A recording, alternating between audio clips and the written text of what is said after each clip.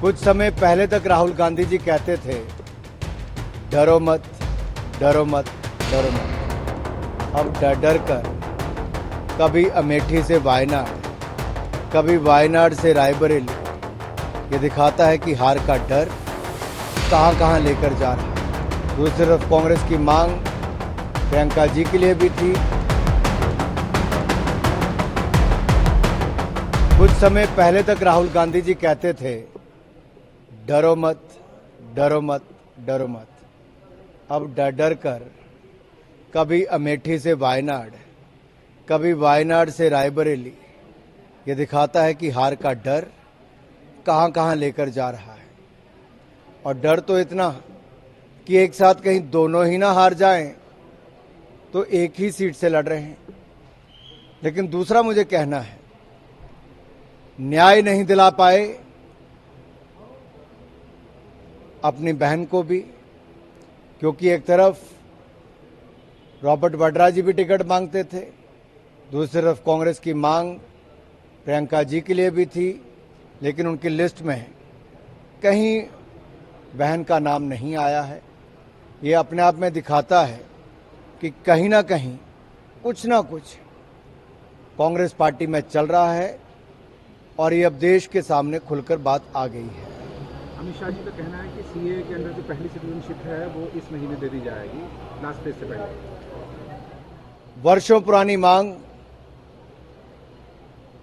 कि जिन लोगों को पाकिस्तान, अफगानिस्तान, बांग्लादेश से धर्मांतरण के लिए मजबूर किया गया, जिनके ऊपर अत्याचार किए गए और जिन्होंने भारत में आकर वर्षों तक यहां की नागरिकता का इंतजार किया, 2014 से पहले आए हुए ऐसे लोगों के लिए भारत सरकार ने, मोदी सरकार ने सीएए का कानून बनाकर उनके साथ न्याय करने का कार्य किया।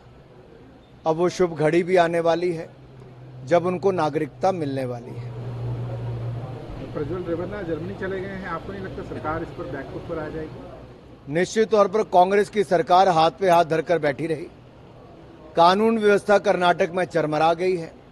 जब एक कांग्रेस के काउंसलर की बेटी की दिन दिहाड़े चाकू घोंपकर हत्या कर दी जाती है, चाकू से उसका गला रेत दिया जाता है और वो काउंसलर कांग्रेस से है, लेकिन कांग्रेस की सरकार उनको भी न्याय नहीं दिला पाती।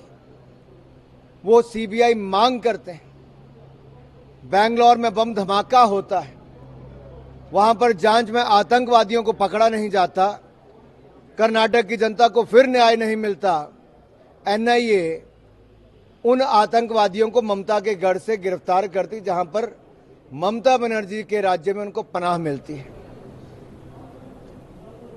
विधानसभा में, राज्यसभा के चुनाव के बाद कांग्रेस के समर्थक पाकिस्तान जिंदाबाद के नारे लगाते हैं, लेकिन कांग्रेस की कर्नाटक की सरकार कोई कार्रवाई नहीं करती। न्याय फिर एक बार नहीं मिलता। ये है कांग्रेस का कर्नाटक का नाटक। आज आप कांगड़ा में हैं और वहां पर जिन पर वो आरोप जड़ते हैं उनको अपनी सरकार के चलते, जहां कानून व्यवस्था राज्य की सरकार का विषय है। मान लीजिए अगर हिमाचल प्रदेश में भी कांग्रेस की सरकार में जिस तरह से 2 महिलाओं की, बेटियों की हत्या हुई, किसी की दराड़ से हुई, किसी की दूसरे हथियार से हुई, वो अपने आप में एक भय की स्थिति पैदा करता है। अब आप ये उम्मीद करेंगे इसके लिए केंद्र की सरकार आके प्रदेश में गिरफ्तार करेगी, तो ऐसा नहीं होता है। इसी तरह से कर्नाटक में भी अगर गिरफ्तारी करनी थी तो वहां की राज्य की सरकार को, जो बिल्कुल निकम्मी और निठल्ली बनी रही, कोई कदम उन्होंने उठाया नहीं और अब जब उन्होंने किसी को बाहर जाने दिया तो केवल राजनीति करने का काम कर रहे हैं। कांगड़ा से आनंद शर्मा और ऊना से सतपाल रायजादा चुनाव लड़ रहे हैं। देखिए, चुनाव हारने के लिए आप किसी को भी उम्मीदवार बनाएं। हिमाचल की जनता ने 2014 में, 2019 में चारों सीटें भारतीय जनता पार्टी को जिताई थी और एक बार फिर भारतीय जनता पार्टी 24 में भी चारों सीटें जीतेगी, चौका लगाएगी, फिर मोदी सरकार देश में बनाएगी।